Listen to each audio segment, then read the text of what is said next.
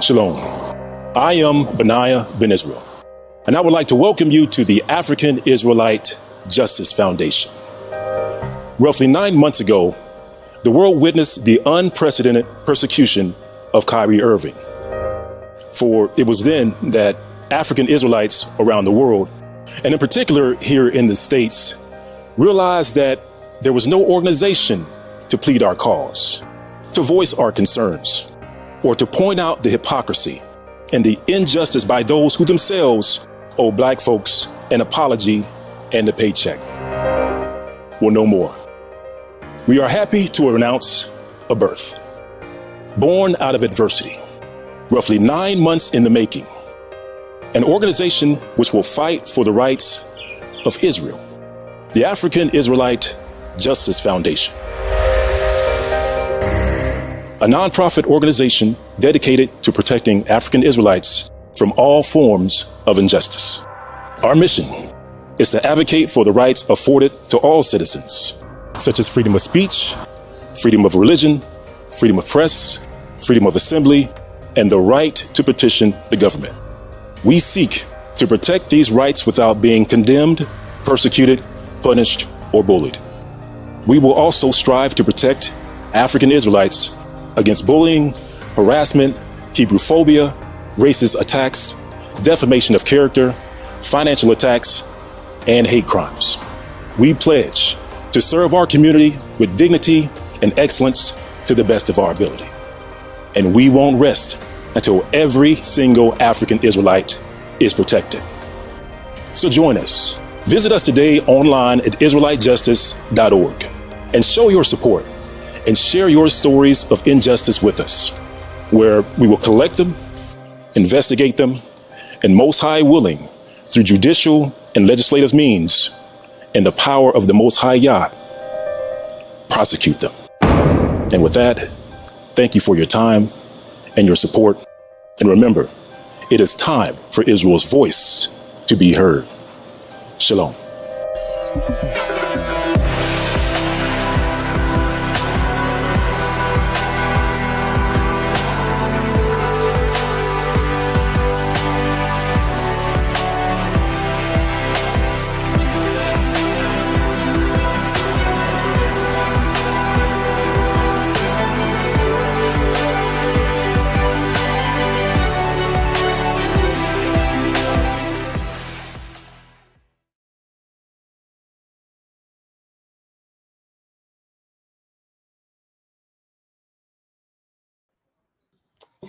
Hello, family. What's going on?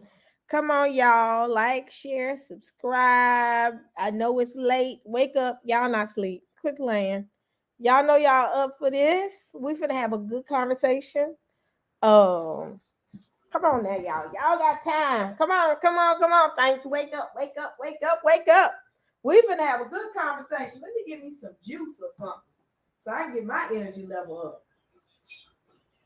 I need this chat to liven up.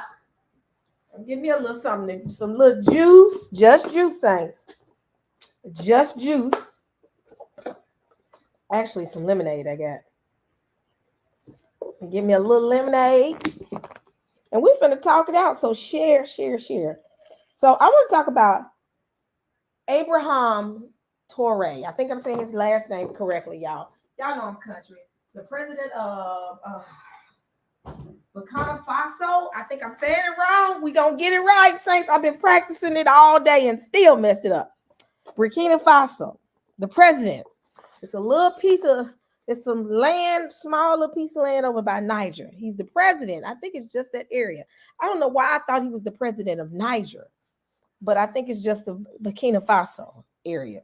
So, Ibrahim Traore, I think that's how you pronounce his name. So, he is not playing. He's not playing with the West. He's not playing. Saints, he's not playing with them at all. They can't stand him, and he don't care.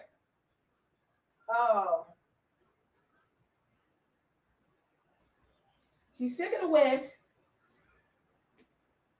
taking over his land, his people's land, and draining the swamp.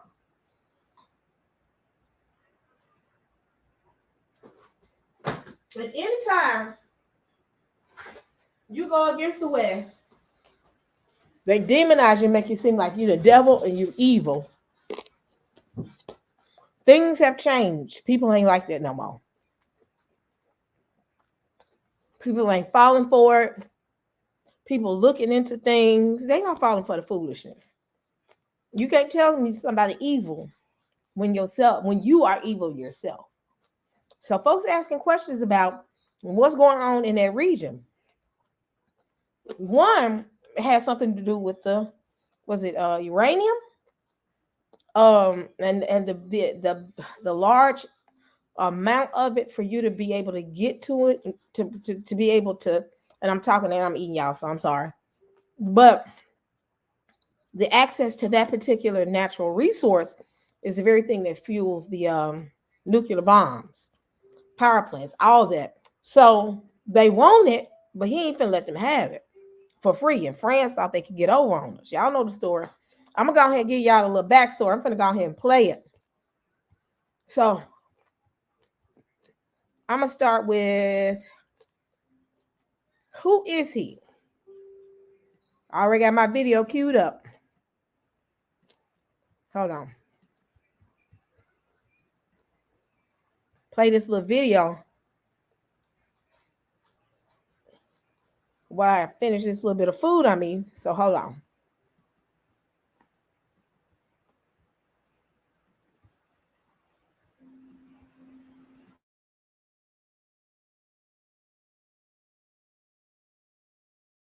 It was not long ago that Ibrahim Traore, a relatively low-ranking officer in Burkina Faso's military, was running an artillery regiment in a small northern town. Now, cheering crowds greet the self-declared leader after he and a group of soldiers overthrew President Paul-Henri Damiba. It was the West African country's second coup this year. But in an interview with Radio France International, Traore insisted he will not be in charge for long. Nous tenons à informer la population. A national conference will appoint a new interim leader by the end of the year, he said, and an agreement with West Africa's regional bloc for a return to civilian rule by 2024 would be honoured. À vos occupations.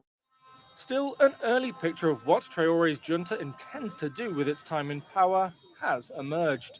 Burkina Faso's battle against groups linked to Al-Qaeda and Islamic State is likely to be a focus. Traore is a career soldier who's fought on the front line against the militants. The insurgency has killed thousands, and it was anger over the escalating violence that fueled a coup in January, bringing Damiba to power. However, army officers who supported him quickly lost patience. Burkina Faso's new military leaders say Damiba refused to reform the army. Attacks worsened, including one just days before the coup, in which 11 soldiers were killed. As well as army reform, another option for Traore is ties with new international partners, such as Russia. Russian flags have been waved in the street, and Russia has expressed support for the coup, just as Western powers were condemning it. The founder of Russian private military company Wagner Group has congratulated Traore. Wagner operates in several African countries, including Burkina Faso's neighbor Mali, where it has been accused by human rights groups and locals of participating in the massacre of civilians. It has not responded to the accusations. Wagner's arrival in Mali last year spelled the end of France's decade-long mission against militants in the country. Ties between Burkina Faso and Russia could further strain relations with the former colonial power. In the aftermath of the coup, the French embassy in Ouagadougou was attacked by Traore's supporters. Burkina Faso's junta had stoked the anti-French rioting, saying that France had sheltered Damiba at a military base.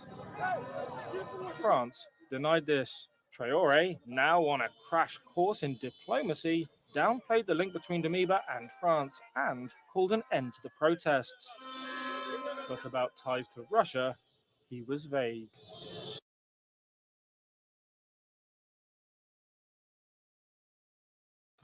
No living being should ever eat life. Toppling former President Roch Kabore. Justifying why he was removing Damiba from office, Ibrahim Traore said in a televised address that the embattled head of state had failed to tackle the perennial problem of insurgency that has been hitting Burkina Faso in recent years. Now, when Ibrahim Traore was named as the leader of the coup plotters, certain observers pointed out his resemblance to Thomas Sankara. In addition to the Red Beret, Ibrahim Traore had several points in common with the national icon Sankara. Both of them are captains, both came to power at the age of 34, and both were perpetrators of a coup against the military, which had itself come to power by force just 8 months earlier. In this episode of African Biographics, we cover the meteoric rise of Burkina Faso's Captain Ibrahim Traore. Ibrahim Traore was born in 1988 in Bondokhui in the Mohun province of Burkina Faso. He attended primary school in his hometown and secondary school in Bobo Dioulasso, Burkina Faso's second largest city. Unlike his predecessor Damiba and many other Burkinabe officers who embraced a military career as teenagers, Ibrahim Traore had a civilian background before joining the army. He moved to Ouagadougou, the capital, to study geology at the Joseph Kizebo University, with reports describing him as shy and rather reserved, but also very intelligent. As the valedictorian of his class, he chose to join the army rather than continue his university studies, and so in 2009, Ibrahim Traore joined the Georges Namoano Military Academy in Pau.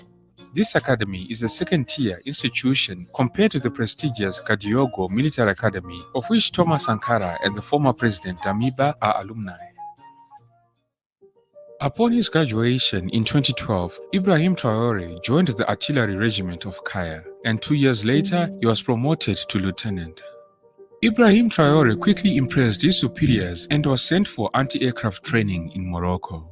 After serving in relatively junior positions in Burkina Faso's military, Traore's major breakthrough came in 2014 when he was deployed to Mali as a soldier under the United Nations peacekeeping mission program MINUSMA. In Mali, Traore cut his teeth fighting the jihadists and ethnic insurgents. According to various accounts, Traore showed bravery in the face of a complex attack by militants in the northern Timbuktu region. This was in 2018.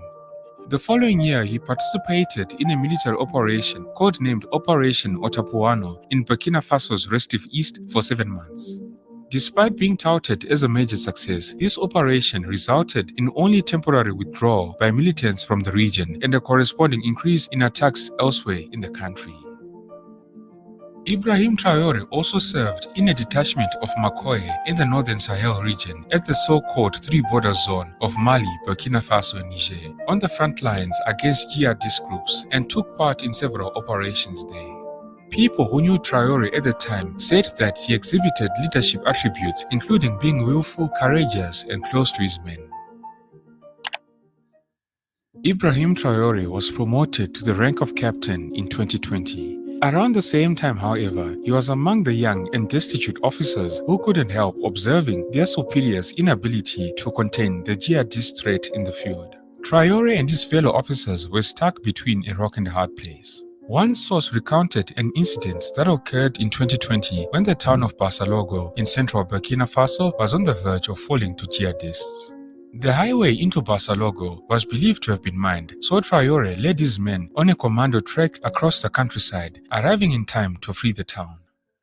At this point, I need to mention that the rebel insurgency has had grave consequences for the people of Burkina Faso. Jihadist-inspired terrorist groups are wreaking havoc in Burkina Faso's northern regions, controlling large swathes of territory, especially in the countryside beyond the reach of the central government. According to estimates, the government controls slightly over 50% of the country's territory, and the actual figure could be lower. Attacks by the Group for the Support of Islam and Muslims, also known as Jainim, an Al-Qaeda offshoot, and by the Islamic State Sahel have been on the rise in the Sahelian tri-border region among Burkina Faso, Mali, and Niger. Jainim in particular, which is based in Mali and active across much of West Africa, exploits a lack of opportunities as well as ethnic and social divisions among the populace to facilitate recruitment and build its influence in the region. Jainim funds itself by ransoming captives, taxing locals, smuggling weapons, and extorting human and drug traffickers. In Burkina Faso, the attacks by the jihadist groups include armed attacks, abductions, carjackings, improvised explosive devices, rocket attacks, and ambushes. The most affected regions in Burkina Faso are the Sahel, Nord, Central Nord, and the EST. By late 2021, a humanitarian crisis was evident in many parts of Burkina Faso, and a quarter of the population faced food insecurity. By mid-September 2022, more than 3,000 people had been killed, a third more than in all of 2021. Overall, some 2 million people have been displaced in Burkina Faso. Here's one thing you need to do before buying anything online. Don't spend. In January 2022, in Burkina Faso. In January 2022, a military coup led by Lieutenant Colonel Paul-Henri Damiba overthrew the civilian government of President Roch Kabore. President Kabore was elected in 2015 and re-elected in 2020 to replace President Michel Kafando, who led a transitional government following the 2014 popular revolution that ousted Blaise Compaoré. Blaise Compaoré ruled Burkina Faso for 27 years after taking power in the 1987 bloody coup that claimed the life of revolutionary leader Thomas Sankara. When Damiba took power, he cited President Kabore's inability to curb the Islamic insurgency plaguing Burkina Faso. Soon after taking power, Damiba instituted the Patriotic Movement for the Safeguard and Restoration, the MPSR, and vowed to reconquer the country by fighting the jihadist insurgents and helping the 2 million internally displaced people return to their homes. Captain Ibrahim Traore became a member of the MPSR as Damiba's junta chose to call itself. In March of 2022, Damiba promoted Ibrahim Traore to become the head of artillery in the Kaya regiment in the center of the country. But it was a move that ironically would sow the seeds of Damiba's own downfall. Unfortunately, during President Damiba's short time in power, attacks by militant Islamists increased in Burkina Faso as they seized territory in rural areas and encircled cities. Under this new government, little improvement was seen by many members of the military. Those stationed in remote areas often did not receive their pay on time. Captain Ibrahim Traore's regiment became a cradle of discontent, and Traore himself, tasked by his colleagues with channeling their frustrations, made several trips to Ouagadougou to plead their case with President Damiba. As the months went by, discontent with President Damiba continued growing among the troops. The soldiers still faced the same logistical difficulties and were suffering heavy losses. This is while Lieutenant Colonel Damiba and his entourage of air-conditioned officers sitting in their comfortable coup headquarters in the capital were accused of being out of touch with reality. Disillusionment at the response of Damiba's government turned into anger, which appears to have crystallized among the soldiers into resolve to seize power.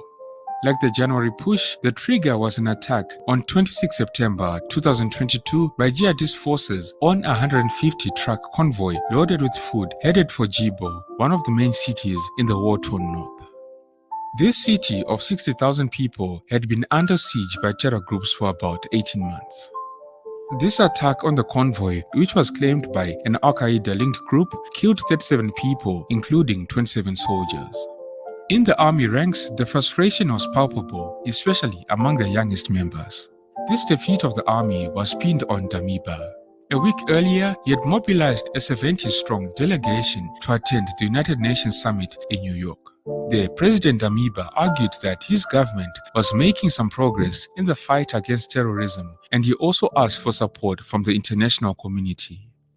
The trip to the United Nations Summit was perceived at home in Burkina Faso as wasteful and in total disregard of the dire insecurity situation of the country. In the days that followed, Captain Ibrahim Traore, on behalf of many aggrieved soldiers, went to Ouagadougou to speak with President Damiba. He asked for an audience with the president but never received an answer. Faced with what they saw as contempt, Traore and other officers of his generation decided to take action. At dawn on 30 September, gunfire rang out in Ouagadougou. The coup plotters had gone into action. It was around 8 p.m. local time when a military man in fatigues, bulletproof vest and red beret, surrounded by hooded and helmeted men, appeared on the Burkina Broadcasting Corporation, the RTB. Unfortunately, our common ideal was betrayed by our leader, Lieutenant Colonel Paul Henry Sandago Damiba, in whom we had placed our trust.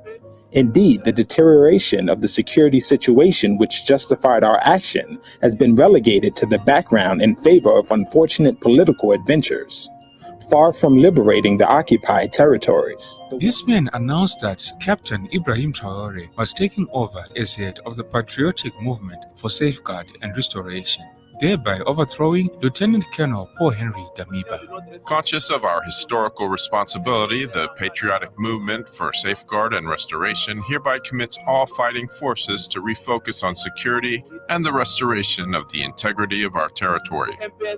We reassure the international community that Burkina Faso will continue to respect its international commitments, including human rights.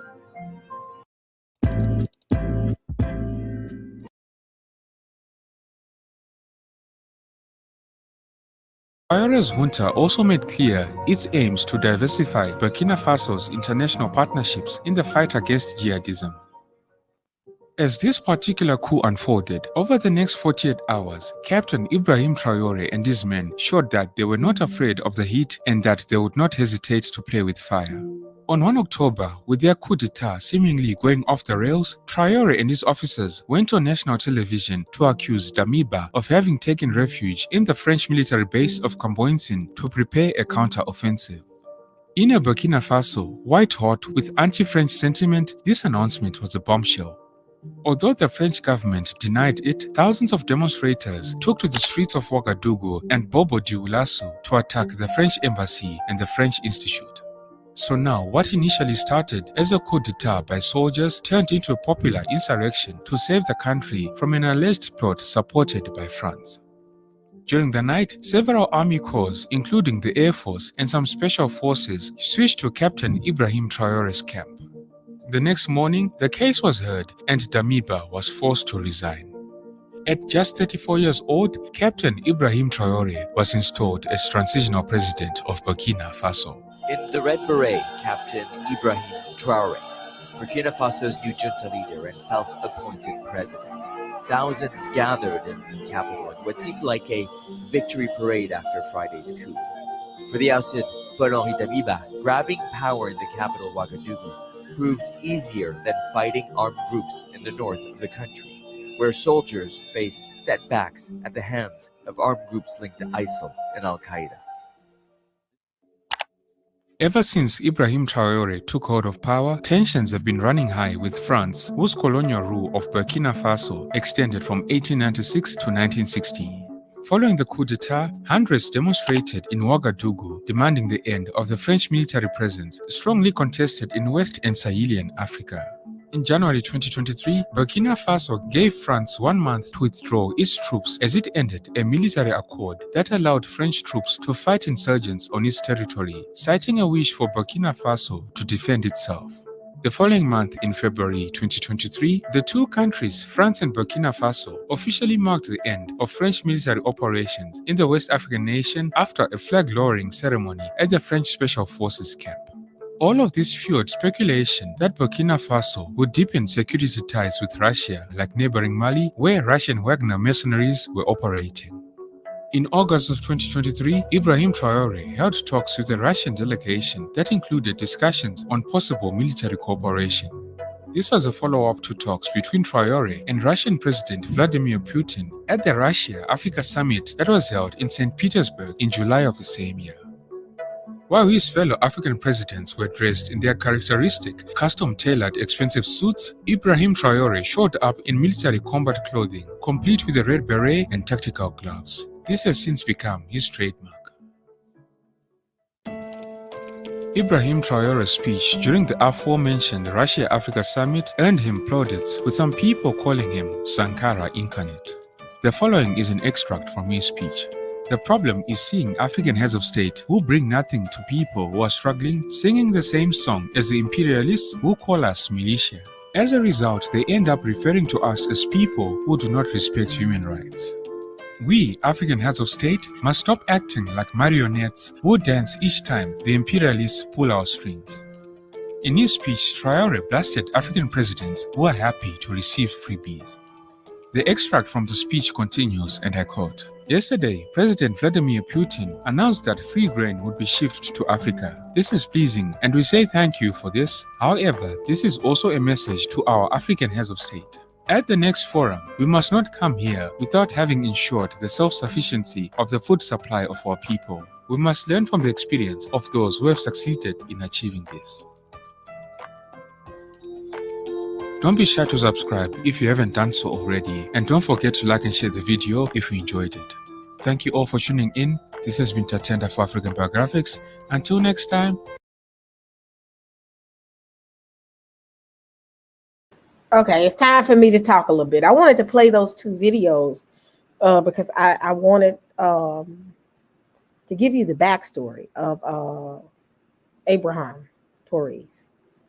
And I forgot the prior president or the president before Camparo and the other guy, which was Thomas Sankara. I hope I'm saying it right. They said that they are similar in the way that they conduct themselves, in the way that they were doing with the things that they were doing. And you notice that the West does this consistently. Anyone, because they did that to Gaddafi as well, anyone that pushes back on the West to say, one, I don't need y'all's help. Two, we're going to create our own government. Three, we don't need y'all money. You don't need, and if you want to work with us, and this is usually African leaders, because you got to think about all the way down to Lumumba. Because I think Lumumba was in, the Congo. He was in the Congo. Whenever you push back and say, we can still trade, but you got to follow the trade rules with us. Anytime Africa pulls a punch like that, they're going to send somebody to take them out, because that's bad for business for the West. Well, the difference in that time and this time, people now have more access to information. We have more access to intercontinental relationships. So we know people that are over there, a little bit more accessible, where back in the 80s, it cost too much to call over there. Where now, you got all types of ways to keep in contact with each other. You got WhatsApp app, So because of this concept of globalization and then social media all intertwined into one, it's hard to do what they normally would do, because what they would do if we didn't have this much access to information, and if they have not burned bridges as much as the West does, and we hadn't found out truly what a lot of how those African leaders end up dying, if we wouldn't have known all this stuff, they could demonize him easily, and we would fall back into the sleep of agreeing with them. But because we're not in that sleep anymore, we asking questions like, he has a right to want to tell y'all no. France, get out. Get out. You can't just come in here and take our resources and charge us anything because you feel like you can, and treat us like you would treat any other nation when you're trading amongst each other. He told France they got to get their stuff. They have to get out. And he's mad right now. Macron is hot right now, but he's having a temper tantrum. He's having something called entitlement temper tantrum. He's pissed. These people feel like they're entitled to go into other people's nations, steal from them, take their natural resources, then drain the swamp, and then mistreat the people that are in there. There is no reason that places like Niger, Burkina Faso, and different areas have that have the level of poverty that they have. They're supposed to be a wealthy nation with the amount of resources coming out of there, and as much as the West is pulling from those resources. But because, again, you have their puppets, they're going to always put their puppets in place. When the puppets are in place, what happens is the puppets will buy into, will agree with anything they want pretty much. They can rape and steal from the land, and guess what? The puppets ain't going to say nothing because the puppets getting a little bit of money. They taking the crumb from the dog, they eating the dog's crumbs. That's exactly what's going on. And now you're in a situation where you have Ibrahim, and I hope I'm saying it right. He don't want their food. He don't want none of their crumbs. He don't want their food. In fact, he told them to pack your table and your chairs and your food and leave because we got our own. They don't like that. They don't like that. We saw that in Julius Malema, but I don't think he's doing. I think he's still active, but he's not, pushing like this guy here. He's not on public TV. Julius Malema, I love to watch him. He became a face, but he talked. As long as you talk, your enemy is fine. Because they know, okay, they keep talking, they not doing anything. Abraham ain't dead. He ain't said a word at all. And you can tell he's not a man of many words. He sits and he's quiet. And he watch, and that's their biggest fear, is when you don't say anything. When they don't know what you're thinking, you're a problem. And I think that's how they feel right now. They don't know what this man is thinking. Well, they know, but they truly don't know. So, let me go to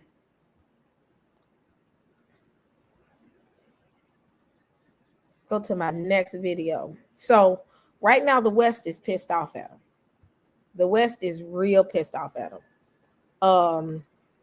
The West wants to fight. They ready to fight because they feel like I said, y'all remember when I said this a while back, that the problem right now is people don't realize that the last fight is going to be here. So let me play my next one. I think I've already done that one. Oh, here we go.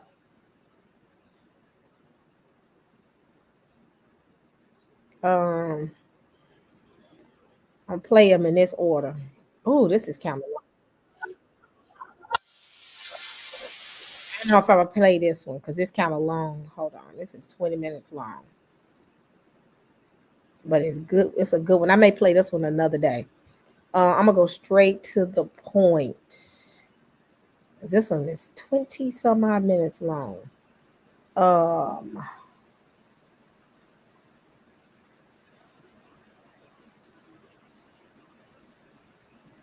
Here we're gonna play this one.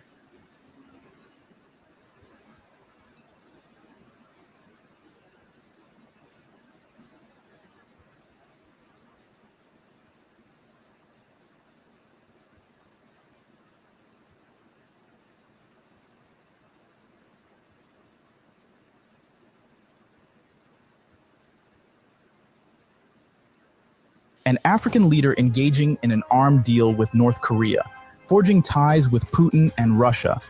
Imagine what a threat that is to Western powers like France and the USA. That is exactly what Ibrahim Traore has been doing since he got into power as Burkina Faso's president. We know fully well that the West doesn't want to see anything like this. Once they see a leader trying to distance their country from their influence and evil agenda, they perceive that leader as a threat to their dominance. They formulate propaganda against him and find a way to remove him from power by killing such a person.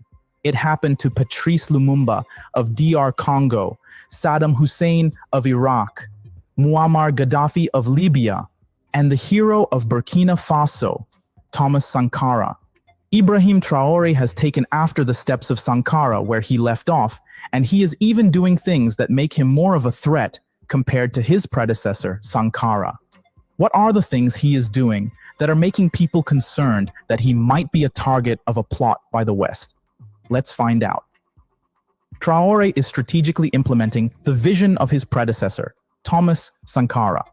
However, history serves as a stark reminder that Sankara faced a tragic assassination due to his efforts to distance Burkina Faso from Western dominance and foster new relationships with non-Western nations. Traore's overarching goal is to lead the country toward prosperity, autonomy, and strength by optimizing its resources and diminishing Western influence.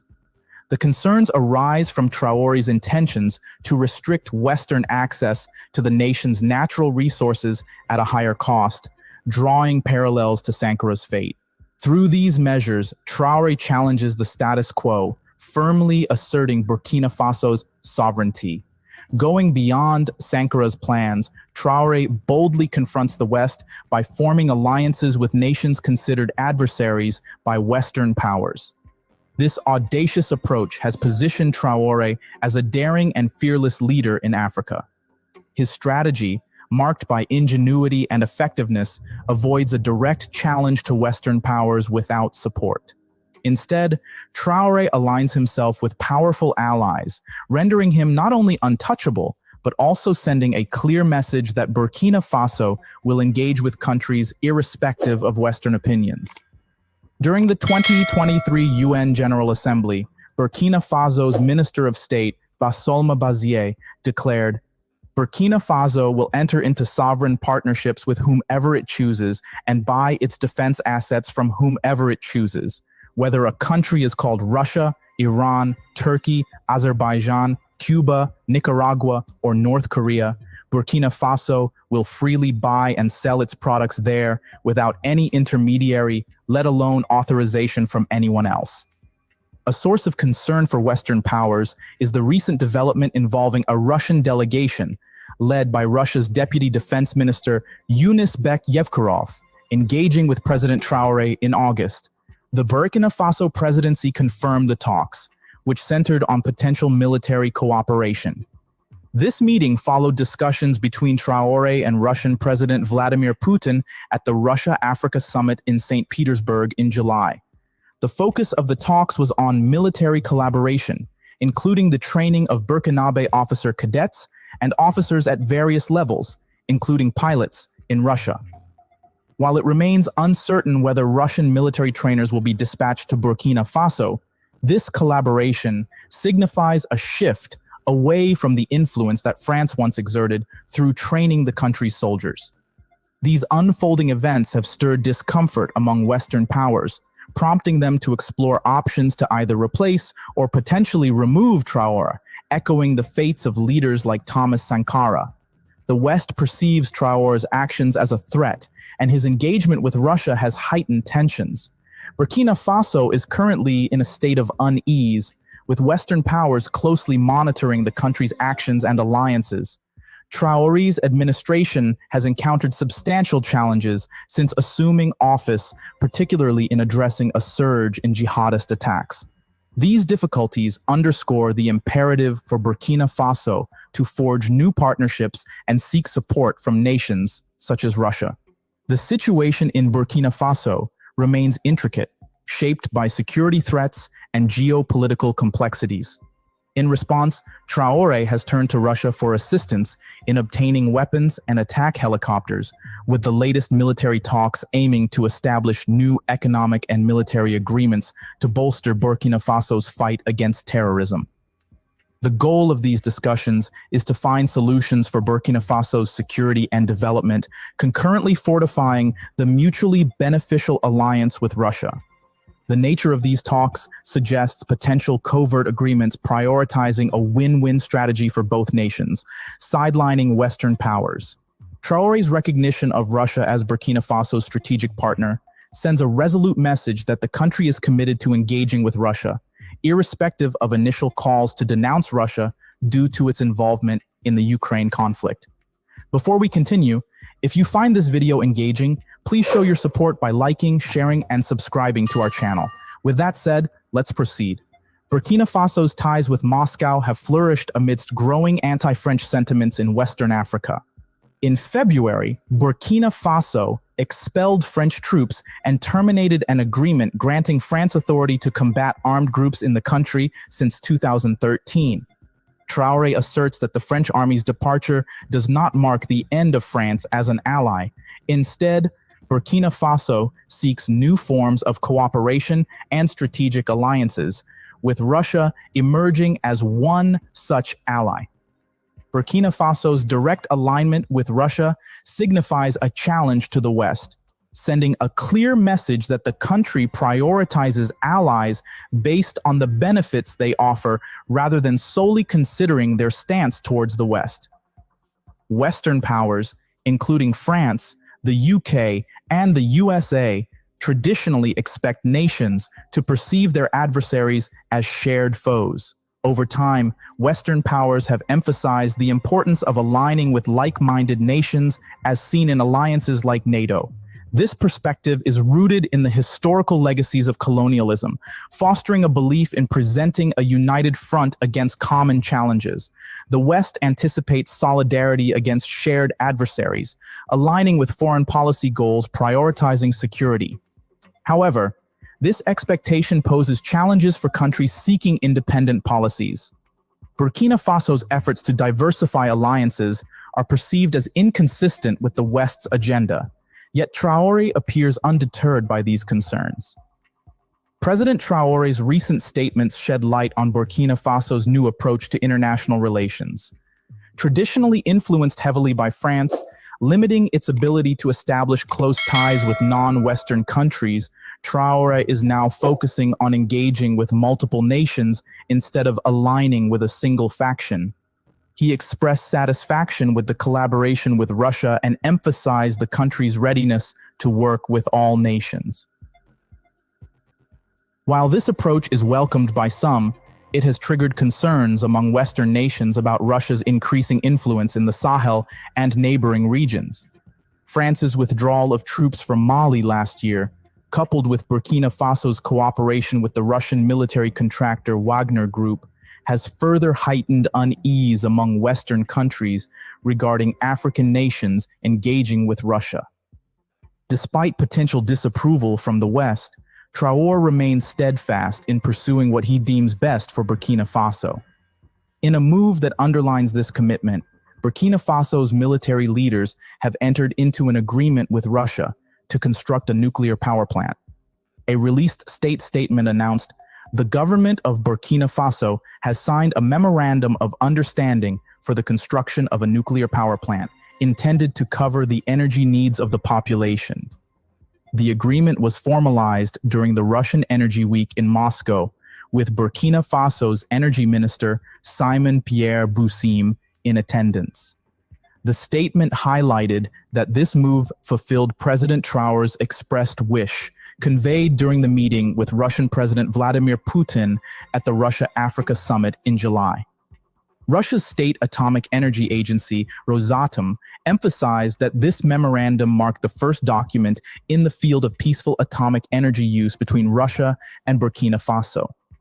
It laid the groundwork for cooperation in various sectors, including the utilization of nuclear energy in industry, agriculture, and medicine, ultimately addressing Burkina Faso's electricity challenges.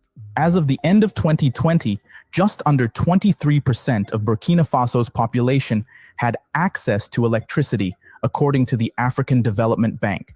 President Traore has not only established diplomatic relations with Russia, but has also expressed Burkina Faso's interest in acquiring additional weapons from North Korea. He believes that North Korea, similar to Russia, can play a vital role in enhancing Burkina Faso's security and overall development. While these alliances raise concerns in the West, Traore remains dedicated to pursuing independent partnerships that he believes will benefit Burkina Faso. The consequences of these alliances and the potential for further cooperation will undoubtedly shape Burkina Faso's direction in the years to come. The possible agreement with North Korea will mark a significant moment in the relationship between the two countries, reminiscent of former leader Thomas Sankara's visit nearly 50 years ago when he received a pistol as a gift. It is crucial to note that UN Resolution 2270 explicitly prohibits arms trading with North Korea. While the methods by which Burkina Faso intends to import weapons from North Korea are unclear, this step sends a clear message that Burkina Faso is set to assert its independence and the freedom to choose its path, rather than adhering to non-binding resolutions that serve only Western interests. Burkina Faso, like other African countries, will prioritize its own interests and take radical steps in shaping its foreign policy independently. The freedom to choose allies and partnerships based on national interests reflects the essence of sovereignty, meaning these countries are not subject to external influences or control when defining their foreign policy. Traore's approach challenges the historical pattern of African leaders aligning with the West and prioritizing Western interests over their own. He aims to make Burkina Faso an independent country with the authority to decide for itself and diversify its alliances. This shift may be perceived as a setback to Western arms manufacturers profiting from the global arms trade. However, Traore is well aware of the challenges he faces in pursuing this path, as demonstrated by the fate of Thomas Sankara, who was assassinated. Sankara's vision for Burkina Faso, a nation with over 20 million people, could have set the country on a significantly different developmental trajectory. Traore seeks to revive Sankara's legacy, making Burkina Faso a truly independent and self-determined nation, while ensuring his own survival and avoiding any vulnerabilities to the West. Forging alliances with non-Western leaders offers Burkina Faso the opportunity to access resources, technological advancements, and military support that might not be easily obtainable through traditional Western channels. This expanded access has the potential to significantly contribute to Burkina Faso's economic progress, technological development, and national security, ultimately diminishing its reliance on Western aid and influence. Traore is emerging as a leader who could rely on support from influential allies like Putin and Kim Jong-un in the event of any attempts by Western countries to overthrow or assassinate him. What do you think about these moves by Ibrahim Traore? Let's know in the comments. Thanks for watching. Please like, share, and subscribe to the channel.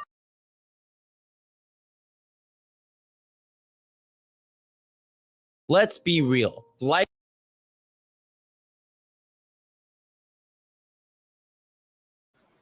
See, The scary part of this situation is this. If you look at the size of Burkina Faso, it's small in comparison to Niger. Niger is huge. I think it's Niger and Congo. Let's look it up. Let me see.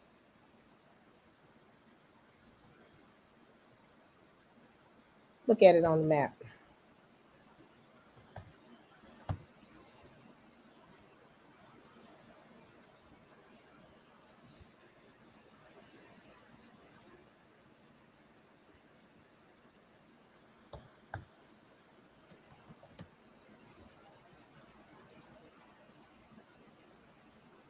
Let's pull it up, and then we can start to talk. Okay.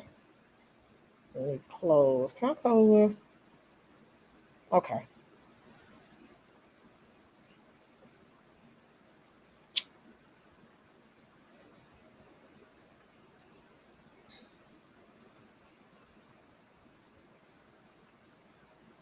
Okay. Okay, this is Burkina Faso. And you look at where it is. Burkina Faso, well, it's not that small. I'm trying to. First and foremost, most people don't talk about Burkina Faso. They really talk about Nigeria or Ghana or Mali. You hear them talk a lot about it, and Niger, all the surrounding, but you never hear about this. The thing is about Burkina Faso. One, I think this is just my thought pattern, where it lies. It lies in the middle of in between Niger, Mali. Now keep in mind, you know they mentioned that Mali is cut ties with France. Niger is in the middle, has already just pretty much told France kick rocks. You got Burkina Faso right here. If they start making alliances with one another, if they start actively working together, guess what's going to happen? Because when you look at Africa, Africa is just, I'm going to be honest, a lot of those leaders don't trust, they glamorize the West because they don't have any, some of them don't have a model to look at. If those three regions come together, start to flourish, and build other relational ties with other nations outside of the West, guess what? It's going to spread like wildfire. And before you know it, you'll look up, you have Burkina Faso, you got Mali, you have Niger, then you have Nigeria, who probably come on later, Benin, Togo, Ghana. You got all these areas that will start, and before you know it, it'll start just spreading.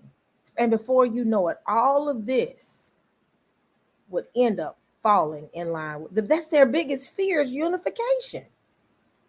And they don't want anybody to, the thing is about the West, they don't want anybody to be successful in this, because guess what? The success is going to spread. Once it spreads, less of a hold that the West has on the African nations. That's their biggest fear. If Africa ever became independent and unified and became one, or at least, became one, and all the presidents of every country began to work together to build a singular concept when it comes to Africa, that will put a lock on the resources. That will put a lock. But right now they have groups like EWAS, I think that's what they call them, that are puppets, EWAS, I think that's what they call it, that are pretty much puppets to the West. And whenever the West say something, they're going to agree with it, because they tried to put some sanctions on Niger because Niger was pushing France back. So ECOWAS, that's it, ECOWAS. And ECOWAS is pretty much, let's look at it. ECOWAS is nothing but the West. And that's all it is. And you got African faces representing them. And what's going on is these other African nations are pushing back. They pushing back, saying we're tired. Because what some of them are looking at, you got to realize, some of these leaders that are rising up and saying no more were once the little kids that watched the corruption come in, watched their nations get drained, watched the West come in and do what they did. They watched it all. So guess what? They have a special hate for the West. They have a serious hate for the West because they saw what their people endured. They didn't just go get somebody who went to Yale and say, I want you to be a representative for this country. Bam. These people, some of these individuals were in those townships and in those communities when the West and their soldiers, and they sent their mercenaries in, because a lot of these mercenary groups, the jihads and all of them, they acting for the West from what I'm getting to keep Africa in line. So it's making them fight amongst each other.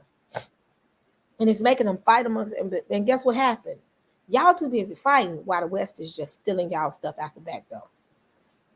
And all the while, these guerrilla groups and these different mercenaries are fighting and killing off the natives. He saw that. He saw it. You know what's so funny is this. Right now, Nigeria can't be trusted, and I agree. But what's going to put them in a bad place is if all the surrounding areas, because you already got the Congo going to hit a point. And if the Congo ever gets mad and they have a coup within the Congo and they start taking Congo over and they start truly pushing the West out, game over. I don't care what nobody say. This right here is going to be game over. This is going to be game over. Because if Congo ever aligns with what's going on over here and over here, game over. If we ever hear of a situation where the Congo then kick them out, Nigeria ain't even going to be a factor anymore. ECOWAS ain't going to even be a factor anymore. That's the main. They would not want the Congo to get into alliance with them. Because they killed Lumumba quick. They didn't waste no time. And not only did they kill Lumumba, they killed him, and I think they dropped his body in acid. Not only did they kill him, they put fear into the people to say, this is what's gonna happen to y'all if y'all. They did the Congo. They was merciless, and I mean how they did Lumumba. They threw this man in a bucket. I think they put him in acid, killed him, and put his body in acid. They made sure that they laid his bones out for the world to see, to say, don't try this anymore. So I don't think the Congo hasn't been the same since. But they don't want this to give. Because I really believe, and I might be wrong, this is just my belief. I believe that if the Congo ever get in alliance with what's going on here, ain't gonna be nowhere about Niger, none of this. Because guess what? They're gonna automatically get into alliance. Kenya ain't gonna be a problem. Tanzania, all of them gonna get in alliance. But it's gonna have to be that one big one that just says, you know what, enough is enough. We kicking the West out. And don't think that Russia ain't starting to slip over there. They getting over there, and China, because the thing is, Congo has a lot of natural resources. They got a lot of diamond mines, gold mines. That's why I'm saying, and I'm gonna stick to my guns on this. The last fight is gonna be over. What I did. I'm sticking to my gut feeling on this. My gut feeling tells me this is going to be, I ain't going to say this much. This region right here, all of this is where we're going to see the fight. They're going to fight, which is going to, well, not just this, but all over here. Probably the whole of Africa, because Egypt is pissed off too. But we definitely know all this up here, it's going to be a fight for Africa. It's going to be the last stand. It's going to be, because it's already starting. I don't care what nobody say. It's already starting. It's already starting. because Russia is not really focused on no other country. China's not. North Korea, they not trying to build ties. They're not trying to build ties with the West. They're trying to build ties with Africa. Yep, Congo is the big boy. Congo is going to be the game changer. Congo is going to be the thing that, if you ever see that there is a coup, they done kicked out all those mercenaries, they go into war, and they kicking the West out of the Congo, best believe it's finna go down. It's about to go down. But that's the problem. If Abraham does this correctly and they protect his brother, then you start seeing Mali get in and say enough is enough. You start seeing Niger get in and say enough is enough. You're going to eventually start seeing the other countries come in. And they don't want that to happen. They don't want nothing like that to happen. Because they upset about Burkina Faso. Macron is about to lose his mind right now, honey. He about to lose his whole mind. He about to lose his entire mind. So let me go to the next one.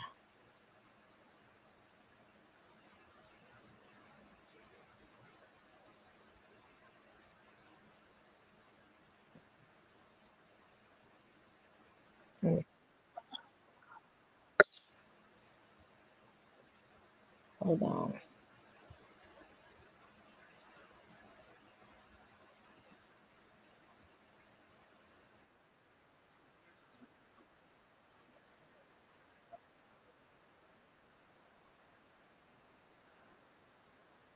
Okay, the next one is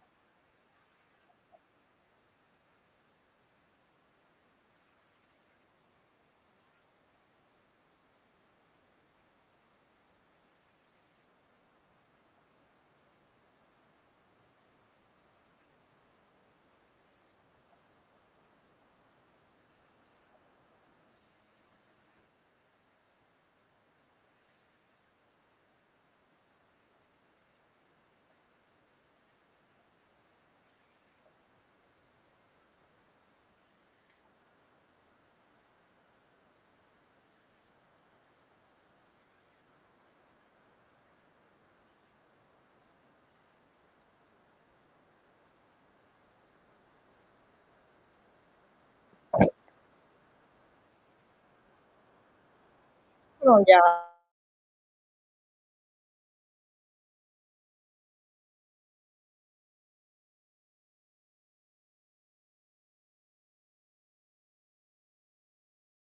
I'm sorry, y'all. I thought I was sharing the video. I was wondering what was going on. Hold on, share it.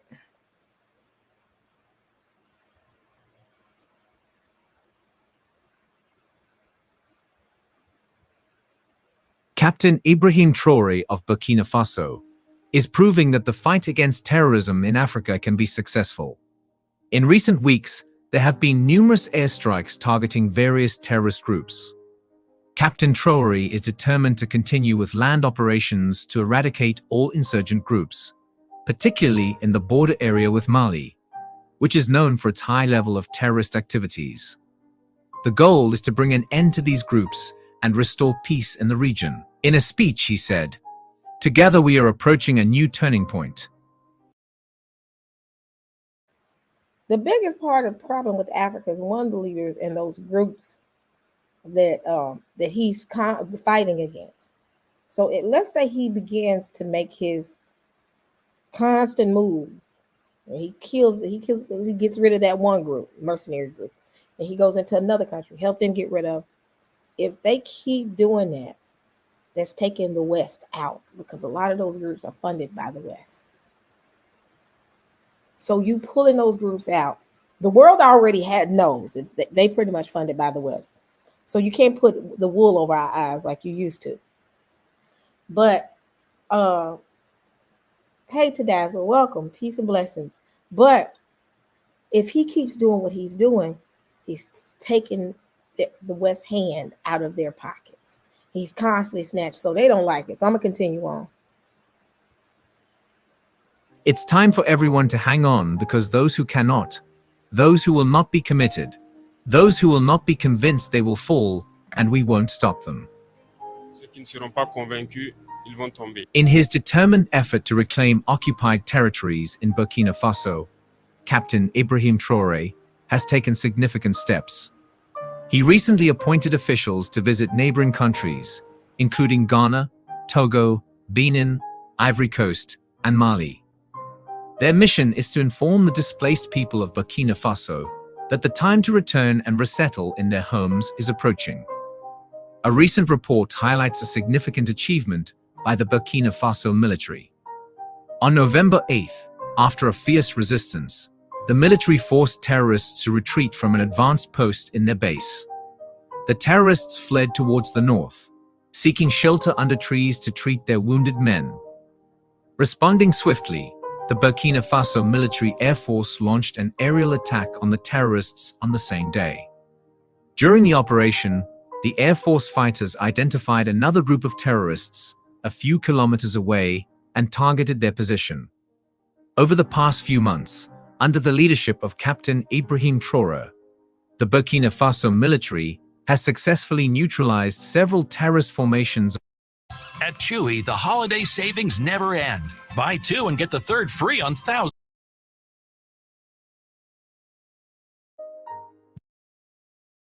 Terrorist formations across the country.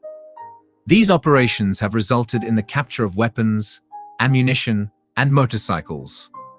President Ibrahim Traore has invoked the spirit of greater integrity and self-sacrifice during a national flag-raising ceremony at the presidential palace. This ceremony signifies the collective determination of the nation to combat terrorism and restore peace and security in Burkina Faso. C'est un honneur ce matin donc de nous retrouver. It's an honor this morning for us to proudly fly the Burkina Faso flag. This flag symbolizes everything for us. We are ready to live or die for the colors, because this is our homeland which gives us everything. Aujourd'hui, se porte pas assez bien comme on le souhaite. Mais si cette guerre, this war that has been imposed on us, we have a responsibility to fight for a better Burkina Faso for the generations to come. This flag also symbolizes many values that are there for integrity, dignity, and the meaning of sacrifice. valeurs que sont donc l'intégrité, la dignité, la probité, le sens du sacrifice. To mark the successes of the military, Captain Ibrahim Traore decorates one of the army generals, his former boss, when he was fighting at the battlefront.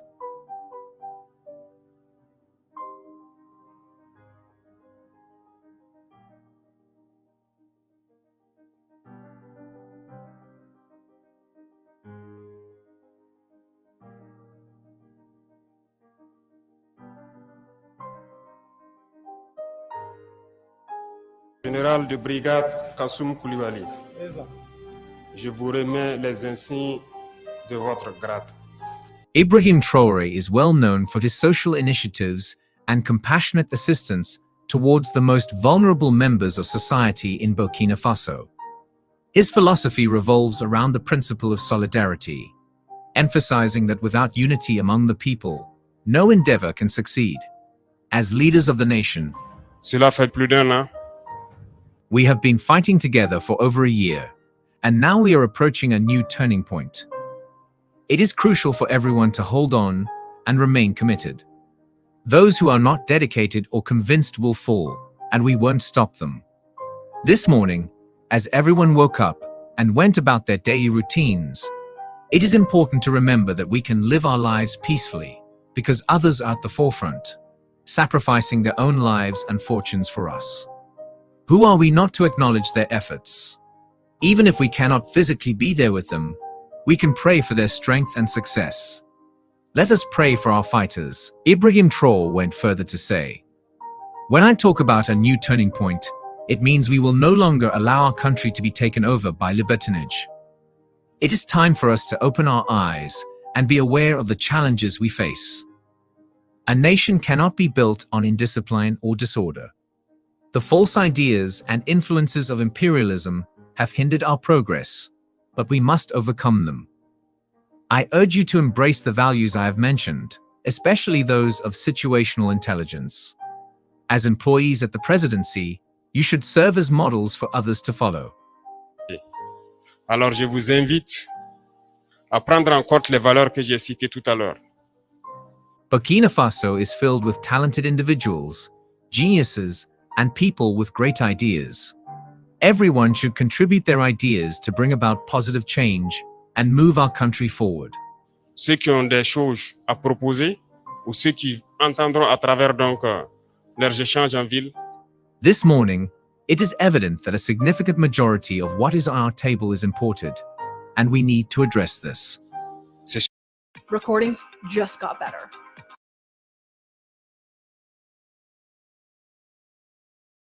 Ce matin, tout ce qui était peut-être sur votre table, 90% était importé.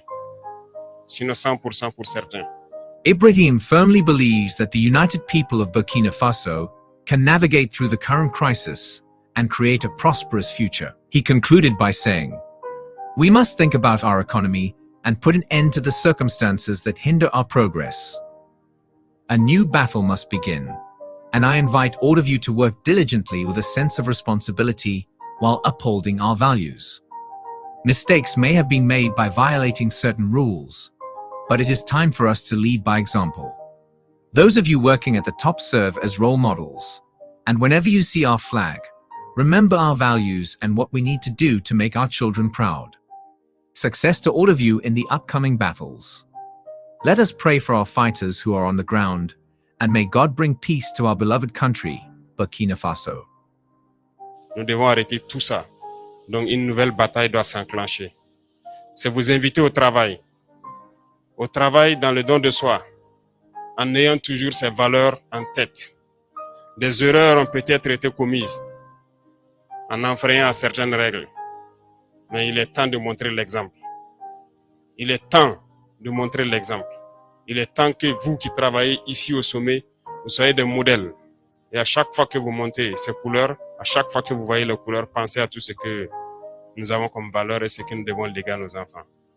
Bonne chance à tous pour les batailles à venir. Priez pour nos combattants qui sont sur le terrain et que Dieu ramène la paix dans notre chère patrie.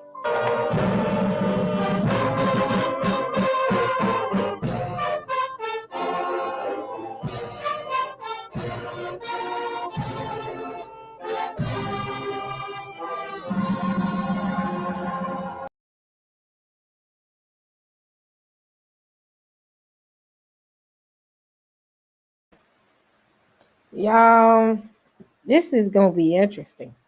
I'm gonna keep my eye on him and keep my eye on all of them because we still, even though Julius Malema is hilarious, he ain't going nowhere.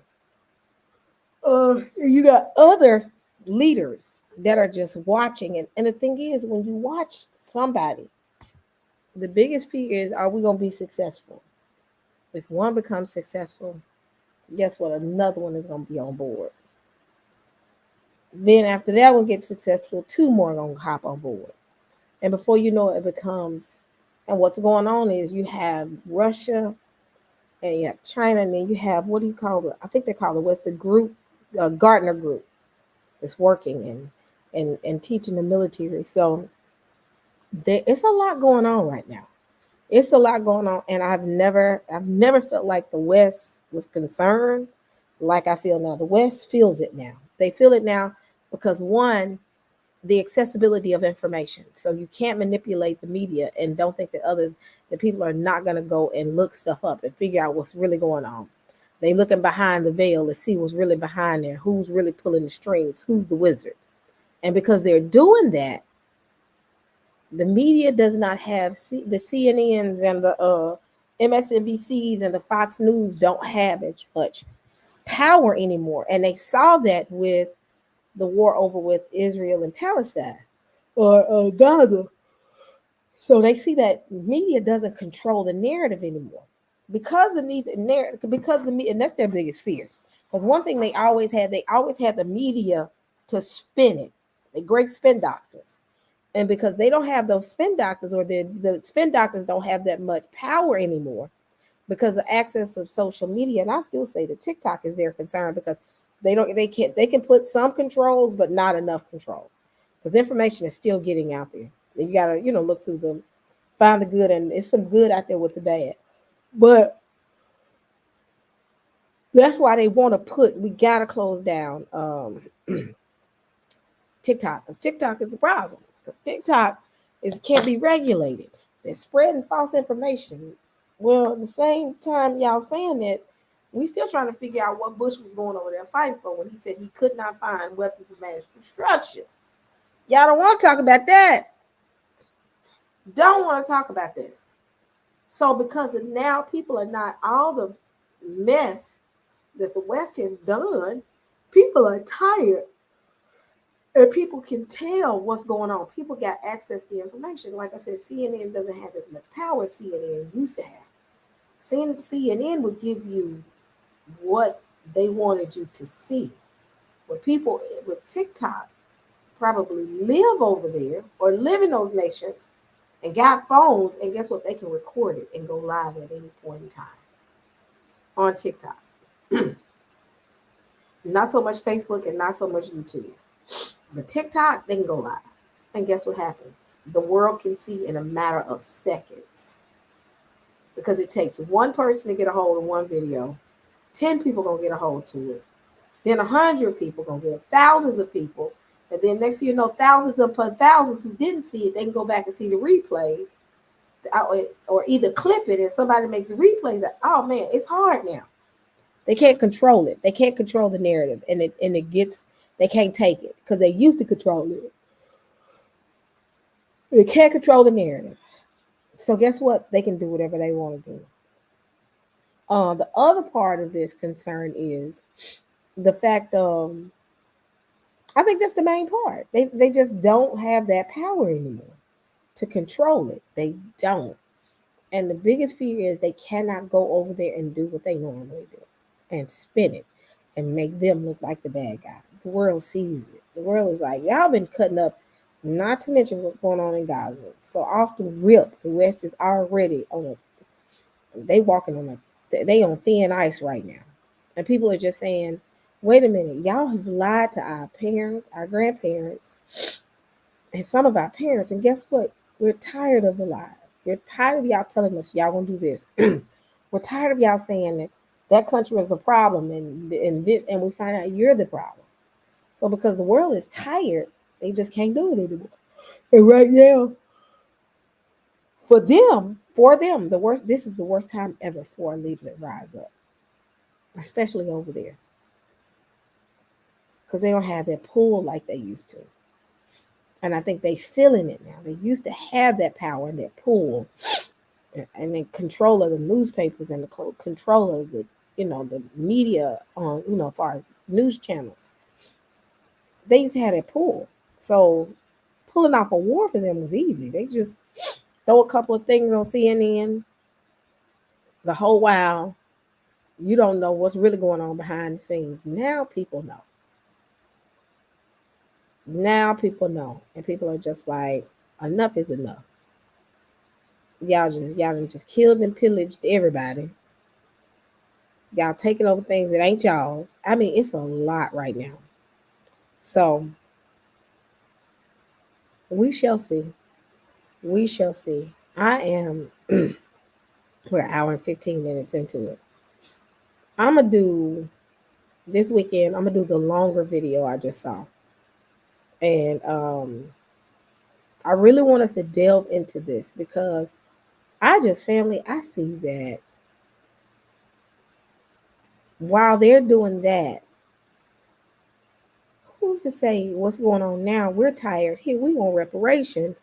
Black people all around just sick of it. We just like, I'm over it. No, we're not gonna fight y'all war. No, we're not getting y'all business. No, this is y'all. We've gotten y'all business before. to help y'all. And guess what happens? Y'all turn y'all backs on us. And we gotta, while you giving VA loans to everybody else, y'all giving us the blues. And we can't go into certain age. We're done. We're done. And that's just how the world, Black people all over the world feel. They're tired. You got Coleman's here and there that will take the crumbs off the master's table. And but it's just folks are tired. I know I am, and I know y'all are. So Israel overall is just at a point. So I've enjoyed it.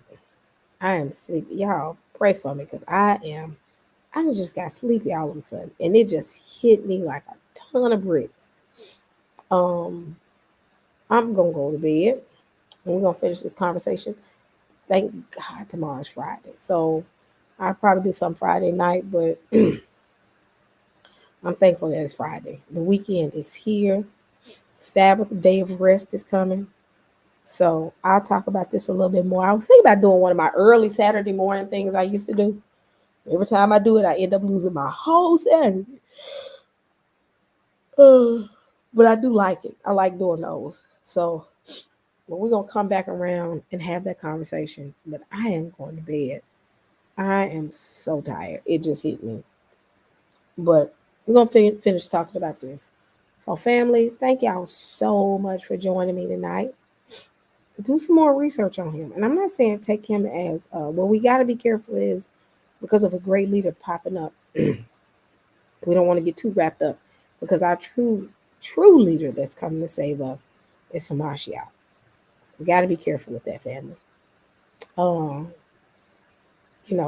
Still look into it, but no man can save us. I hate to bring that little tidbit in. Only he can save us. So, I'm not saying I don't want to make it seem like this isn't a good thing. Definitely, this is a good thing. But let's make sure we keep, and I know we will keep Yah first.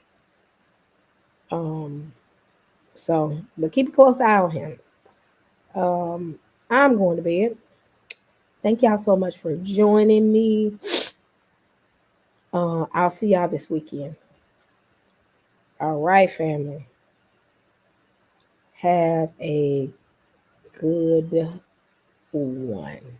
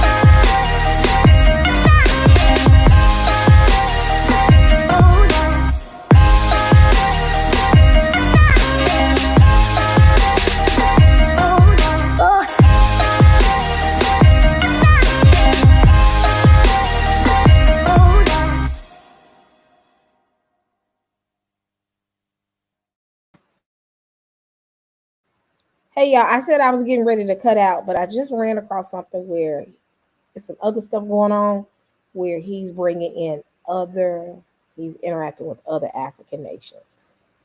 I'm going to leave it right there. I'm going to do some more research on it this week, tonight, and probably in the tomorrow after work, and really look at a couple of videos I came across and probably try to break them up because they kind of long. But one of the, I hear that, who did I just see? And I'm finna end it now. I see that Niger is doing something that they're concerned about. Rwanda is doing some stuff doing some stuff with, I think it says, the video says it's a secret conversation with Rwanda and I think Ibrahim with Burkina Faso. So it's going to be interesting to see how this plays out. But we'll talk about this one.